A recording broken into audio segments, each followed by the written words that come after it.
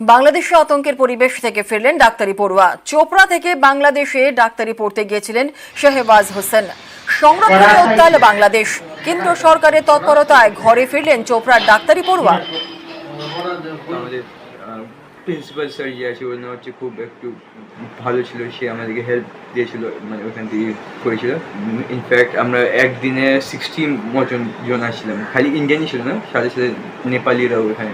আমরা কালকে ওই জায়গাটা থেকে বের হয়েছিলাম, আর জায়গাটা সেফ ছিল না একদম, মানে এখনো ঠিক নেই। মানে অবভিয়াসলি ভালো ফিলিং হবেই, কেন এখন যখন আমাদের সঙ্গে আছে India, government of West Bengal, আমাদের এমবাসি, এদের মিলে এই ছেলেগুলোকে তাড়াতাড়ি রেস্কিউ করাটা খুব জরুরি আছে।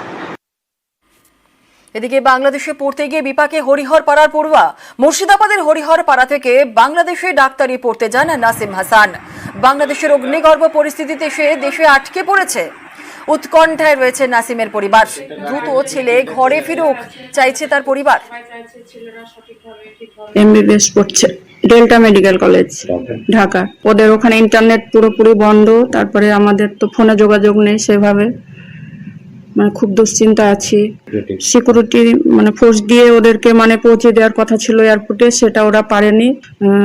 রাত্রি 2টো নাগাদ ওরা নিজের এতেই মানে ওরা এয়ারপোর্টে পৌঁছায়। মানে এয়ারপোর্ট থেকে আর খোঁজ খবর নেই। ছেলে বাড়ি ফিরে আসুক, আমরা এটাই চাইছি।